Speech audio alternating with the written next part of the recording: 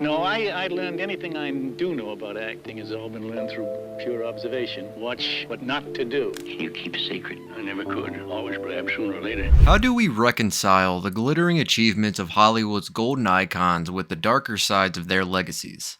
Walter Brennan, a celebrated actor with 3 Academy Awards, exemplifies this paradox. Revered on screen for his endearing performances, his off-screen life was marked by starkly contrasting and contentious views. Let's jump into his life and expose his other side. Walter Brennan was born on July 25, 1894 in Lynn, Massachusetts. Raised in a humble setting by Irish immigrant parents, his father worked as an engineer and his mother stayed at home nurturing young Walter. His early life in the small town of Swampscott was far removed from the glitz of Hollywood, yet it was here that he first nurtured a deep interest in performing. This passion for acting began to take shape during his teenage years. Brennan's path took a detour when World War I erupted. At the age of 20, he enlisted in the Army, serving as a private in the 101st Field Artillery Regiment. His time in the military was marked by hardship. While in France, he was exposed to mustard gas, an event that significantly affected his vocal cords and gave him the distinct, raspy voice that would later become one of his trademarks in Hollywood. After the war, Brennan returned to the United States with aspirations different from his pre-war dreams of acting. Initially, he sought a quieter life, aiming to move to Guatemala and becoming a pineapple farmer. However, fate had other plans, and he never made it further than Los Angeles. During the early 1920s, Brennan entered the real estate market where he made, and subsequently lost, a considerable fortune due to the real estate crash of 1925. Financially ruined but resilient, Brennan took to Hollywood to make a living. He started his film career at rock bottom, taking on background roles as an extra in various films produced by Universal Studios. This work was far from glamorous, but it provided him with an entry point into the industry. From 1925 to 1935, Brennan appeared in dozens of films, slowly moving from uncredited roles to speaking parts. His big break came in 1936 when he landed a role in Come and Get It, which earned him his first Academy Award for Best Supporting Actor. Brennan's success in Come and Get It set the stage for a remarkable decade. He won 2 more Oscars for Best Supporting Actor in quick succession, one in 1938 for Kentucky, and another in 1940 for The Westerner. Achieving this feat made him the first man to win 3 acting Oscars, cementing his place in Hollywood history. His characters often embodied the quintessential rugged American spirit which resonated well with the audience during that era. During the 1930s and 1940s, Brennan became one of Hollywood's most reliable character actors. His ability to bring authenticity and depth to a variety of roles made him a favorite among directors and moviegoers alike. Whether he was playing a wise old judge or a grizzled cowboy, Brennan brought a level of credibility that few could match. His roles during these peak years were not just popular with audiences, but also critically acclaimed, showcasing his range and dedication to his craft. As Brennan's star ascended, he reached new heights during Hollywood's most glamorous era. Let's discuss how his distinctive voice and characters left an indelible mark on the film industry. The 1930s and 1940s are often referred to as Hollywood's golden age, a time when film industry flourished with innovations in storytelling and technology. The introduction of sound in movies had recently transformed the landscape, and studios were eager to capitalize on this new era of cinema. This period saw the rise of major stars, genre-defining films, and an increased emphasis on narrative depth that resonated with audiences grappling with the Great Depression and World War II. Walter Brennan's career in Hollywood took shape against this backdrop. His distinctive raspy voice, a result of his exposure to mustard gas during World War I, became an asset in the era of sound films. His everyman demeanor and ability to portray a variety of characters resonated well with the American public, who saw in him the virtues of the common man. Brennan's first significant role came in 1936 with Come and Get It, where he played Swan Bostrom, a loyal and kind-hearted Swedish logger. His performance not only showcased his talent for adopting accents and personas, but also earned him his first Academy Award for Best Supporting Actor. This role established him as a competent and versatile actor capable of adding depth to secondary characters, making him highly sought after by directors. In 1938, Brennan starred in Kentucky, a film set against the backdrop of horse racing. He portrayed Peter Goodwin, a horse trainer, which allowed him to display a gentler side of his acting range. His portrayal of a wise, nurturing figure who bridges a family divide resonated with audiences, earning him another Academy Award. This role solidified his niche in playing characters that were both relatable and endearing, further boosting his career. The Westerner in 1940 marked another high point for Brennan. Playing Judge Roy Bean, a self-appointed lawman obsessed with the actress Lily Langtry, Brennan infused the role with a quirky blend of humor and menace, showing his ability to handle more complex and nuanced characters. His performance in this film won him his third Oscar, an unprecedented achievement at the time that highlighted his dominance in supporting roles during Hollywood's golden age. These roles were pivotal not only for Brennan's career, but also for defining the character actor as a vital part of Hollywood cinema. His ability to steal scenes and add layers to his characters helped elevate the films he was in, making them more engaging for the audience. His versatility also meant that he could work across various genres, from westerns and dramas to comedies and musicals, always bringing authenticity and a touch of humanity to his roles. Walter Brennan's ascension in Hollywood during its golden age is a testament to his talent and hard work. He adapted well to the changing dynamics of film production and audience expectations, which were moving towards more realistic and emotionally engaging storytelling. His contributions during this era not only enhanced the films he was part of, but also left a lasting impact on the industry, setting a high standard for supporting actors. Behind his on-screen charm, however, lay a man of complex beliefs. Let's peel back the curtain to reveal the personal convictions that shaped his actions and career. Walter Brennan, celebrated on screen for his diverse roles, led a personal life that was less familiar to the public but equally as complex. Born into a working-class Irish immigrant family in Massachusetts, Brennan's early experiences shaped his perspectives and values, which later influenced both his career choices and personal interactions. Married to Ruth Wells in 1920, Brennan's family life began in a fairly traditional manner. The couple had 3 children, and as his career progressed, the stability of his family life provided a counterbalance to his hectic acting schedule. Despite his growing fame, Brennan maintained a private home life, choosing to keep his family out of the Hollywood spotlight. Brennan's reputation as a family man contrasted sharply with the more controversial aspects of his personality, particularly his political views. From the 1940s onwards, as his career in Hollywood reached its zenith, Brennan became increasingly vocal about his political beliefs. He was a staunch conservative, a stance that was not uncommon in Hollywood at the time but was less frequently publicized. His involvement with the Birch Society, an advocacy group promoting anti-communist and ultra-conservative ideas, marked a significant turn in how he was perceived both within and outside of Hollywood. The society was known for its extreme views, and Brennan's active participation highlighted a side of his character that was at odds with the affable, often kindly roles he portrayed on screen. Brennan's political activities went beyond mere membership in conservative groups. He used his fame as a platform to speak out against what he saw as the rising tide of communism and liberalism in America. His views were sharply critical of the civil rights movement, which he saw as being manipulated by communist interests. This perspective was deeply unpopular among the burgeoning civil rights advocates and marked him as a figure of controversy. In his interactions with colleagues and the media, Brennan did not shy away from expressing his opinions, even when they were unpopular or could harm his professional relationships. His outspoken nature occasionally led to tensions on set with other Hollywood figures who were either more liberal or cautious about making political statements. Brennan's professional work remained largely unaffected until later in his career when the shifting political landscape of the 1960s began to make his views more problematic in the public eye.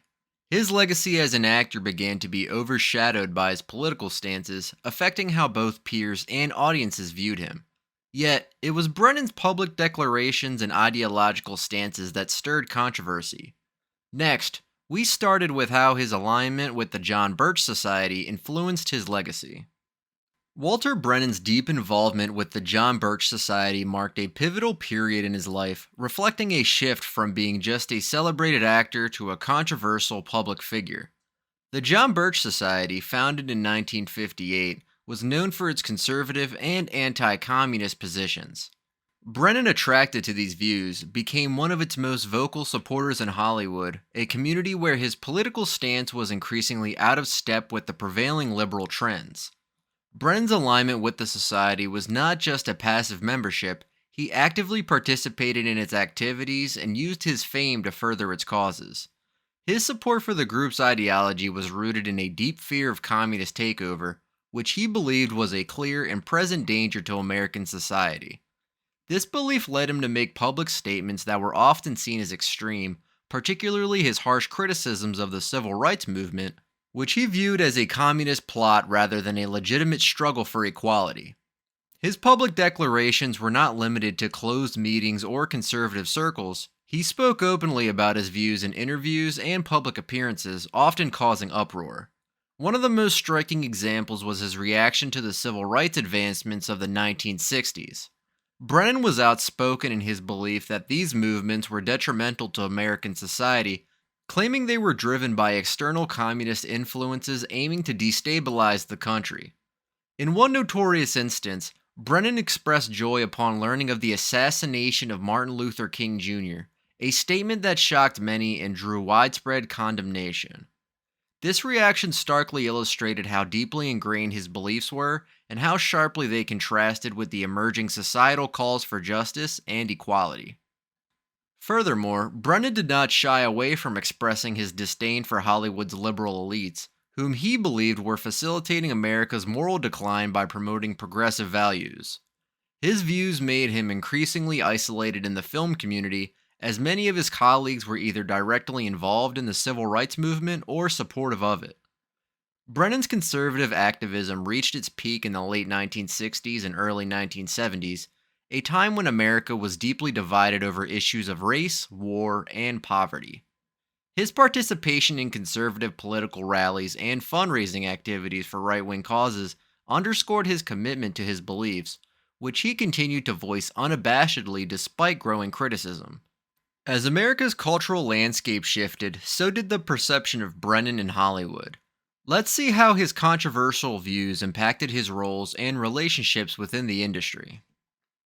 Walter Brennan's outspoken political views, particularly his association with the Birch Society and strong opposition to the civil rights movement, significantly influenced his career in Hollywood, especially as the social climate evolved during the 1950s and 1960s. As the civil rights movement gained momentum in the United States, Hollywood began to reflect these societal changes, albeit slowly, by integrating more progressive themes into its films and fostering a more liberal environment. Brennan's conservative stance put him at odds with many in the industry, which was increasingly populated by individuals who supported civil rights and other progressive causes. This ideological clash led to tangible shifts in how Brennan was perceived within the industry. Directors and producers, wary of his public political statements that clashed with the evolving ethos of their audiences, became hesitant to cast him in roles. This was particularly evident during the 1960s, a time when Brennan's most vocal opposition to civil rights coincided with a significant reduction in the number of roles he was offered. Brennan's typecasting as a lovable and often quirky old man remained consistent, but the frequency with which he was cast began to dwindle. During the height of his career in the 1930s and 1940s, Brennan was a staple in numerous high-profile films. However, by the late 1950s and into the 1960s, while he still played significant roles, the parts were less frequent and often in films that did not achieve the same level of critical or commercial success as his earlier works. His relationships within Hollywood also suffered. Brennan's political views caused rifts with fellow actors and filmmakers, some of whom were active supporters of the civil rights movement and other liberal causes.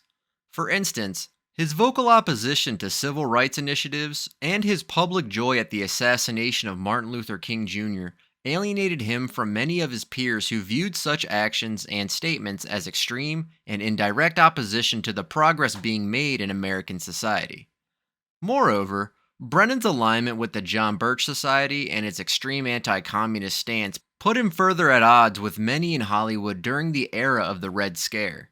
While there was a significant anti-communist sentiment in the United States during this period, Brennan's extreme views were seen as overly reactionary by many, leading to further professional isolation. Brennan continued to work, appearing in various television shows and films until the early 1970s. His role in the television series The Real McCoys, which aired from 1957 to 1963, was one of his last prominent roles and showcased his enduring talent despite the controversies surrounding him.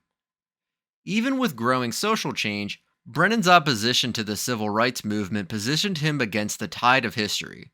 Let's see how his controversial stance resonated with the public and his peers.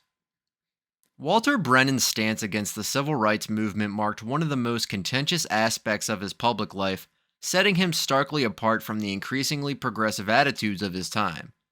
His views on race and politics not only alienated him from many within Hollywood, but also sparked public controversy and backlash. Brennan's opposition to civil rights was deeply rooted in his conservative and anti-communist beliefs. He saw the movement not as a struggle for equality and justice, but as a potential threat to American stability, manipulated by communist forces. This perspective was fueled by his involvement in the John Birch Society, which held strong anti-communist and segregationist views. One of the most infamous public reactions to Brennan's stance occurred following his expressed satisfaction over the assassination of Martin Luther King Jr. This incident greatly damaged his reputation, drawing widespread condemnation both from within Hollywood and from the general public. His reaction was seen not just as an opposition to civil rights, but as an endorsement of racial violence, which was abhorrent to many. Moreover, Brennan often used his platform to vocalize his beliefs, appearing on radio shows and public speeches where he criticized the civil rights movement. He argued that it was causing more harm than good, and that it was pushing America towards socialism. His comments during these appearances often included inflammatory language that many found deeply offensive. His opposition to civil rights also impacted his professional relationships. Many actors, directors, and producers who supported the movement or were part of it found it difficult to work with someone who held such opposing views. This rift was evident during the later years of his career when the industry was moving towards more inclusive and progressive representations. The public and industry reaction to Brennan's stance on civil rights was largely negative. Newspapers and magazines criticized his views, and he was often portrayed as out of touch with the realities of racial injustice in America. His public appearances became occasions for protest and opposition, and he was increasingly seen as a symbol of an outdated and prejudiced viewpoint. With a career that both dazzled and divided audiences, Walter Brennan's dual legacy is a subject of heated debate. How do we reconcile his cinematic achievements with his ideologies? Walter Brennan's legacy in Hollywood is a complex one, shaped by his remarkable contributions to cinema, as well as his controversial personal beliefs.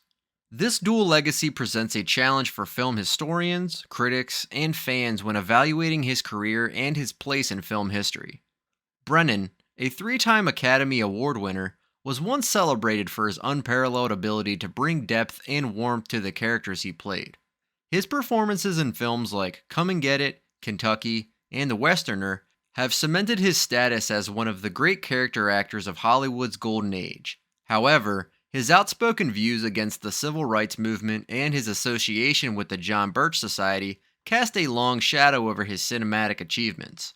The debate among film historians and critics often centers on whether Brennan's artistic contributions can be separated from his ideologies.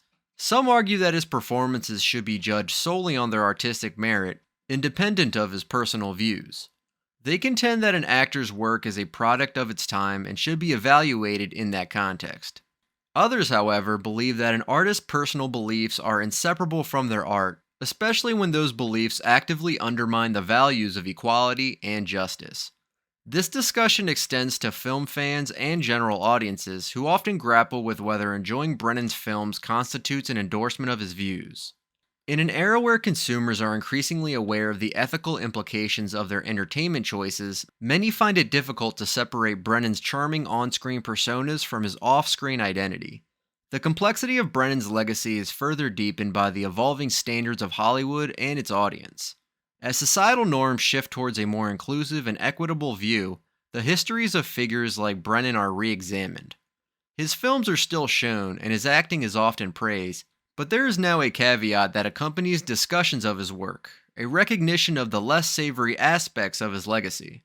Film festivals and retrospective screenings of Brennan's work sometimes include panel discussions or introductions that address his controversial views, providing audiences with a fuller picture of the man behind the characters. This approach allows viewers to appreciate his artistic talents while also acknowledging the problematic aspects of his personal beliefs. In academic circles, Brennan's career is a case study in the broader discourse about art and morality. Scholars debate the implications of honoring artists who have contributed significantly to their field, but whose personal lives or beliefs clash with contemporary values. These discussions often raise questions about historical context, the role of the artist in society, and the responsibilities of cultural institutions in presenting such figures. As we grapple with the complexities of his life and work, let's broaden the discussion to reflect on how we assess the legacies of historical figures in today's society. Walter Brennan's complex legacy, consisting of notable cinematic achievements and controversial personal beliefs, reflects a broader cultural trend, the reassessment of historical figures whose actions or ideologies clash with today's values. This discussion is not unique to Brennan, but it is part of a larger dialogue about how society remembers and evaluates the past. In the current cultural climate, there is a growing movement to reevaluate historical figures, scrutinizing not only their contributions, but also their ideologies and behaviors. This reassessment often leads to intense debates among various stakeholders: film scholars, civil rights activists, and the general public. Film scholars tend to focus on the artistic impact of Brennan's work, analyzing how his performances influenced the development of character acting in American cinema. They often argue for a nuanced understanding of his career, suggesting that his films be viewed as products of their time. However, they also engage with the ethical implications of celebrating his work, considering how his off-screen actions and beliefs might reflect or inform the narratives he helped bring to life. They discuss the importance of contextualizing his films, providing audiences with the background needed to understand both the art and the artist. Civil rights activists, on the other hand, emphasize the importance of acknowledging the harmful effects of Brennan's public stances on race and politics. They argue that his opposition to the civil rights movement and his association with the Birch Society contributed to perpetuating racist ideologies and policies. From their perspective, reassessing Brennan's legacy is crucial to addressing how racism and anti-communism were historically endorsed and propagated by influential figures in popular culture. The general public's views on Brennan vary widely, reflecting broader societal divisions over how history should be remembered and taught. Some people feel that Brennan's artistic achievements should be celebrated without delving into his personal beliefs, viewing films as separate from realities of their creators. Others feel betrayed by the juxtaposition of his lovable on-screen characters and his divisive off-screen persona, struggling with the idea of separating the art from the artist. This group might advocate for transparency about Brennan's beliefs in discussions of his work, suggesting that acknowledgments or disclaimers be included in screenings or distributions of his films. In museums, film retrospectives, and educational settings, the question of how to handle Brennan's legacy is part of an ongoing conversation about cultural heritage and memory. Institutions struggle with whether to continue showcasing his work, knowing it might offend or upset viewers, or to remove it from public view, potentially erasing an important part of film history. The reassessment of figures like Walter Brennan is indicative of a larger cultural shift toward more critical engagement with history. It reflects a society more willing to question the past and more interested in aligning historical reverence with contemporary values. This trend challenges us to think critically about whom we choose to celebrate and why, urging a more informed and conscientious approach to remembering the past. As we reflect on Walter Brennan's multifaceted legacy, we are reminded of the delicate balance between celebrating artistic achievement and recognizing the broader implications of an artist's beliefs. Let's carry forward this nuanced approach, appreciating the complexity of our cultural icons and the legacies they leave behind.